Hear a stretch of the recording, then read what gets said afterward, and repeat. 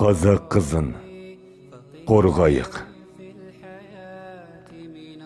Қазақ қызы инабатты, сыйлы ғой. Шешемізді әкем сосын сүйді ғой. Аппақ қара жауға бермес туымыз, қыз бұзылса ұлт бұзылар дейді ғой.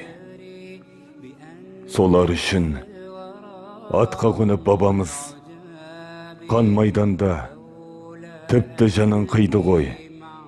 Бұл заманға үлгі болсын сол заман, қарап тұрсаң келген жолдар қилы ғой.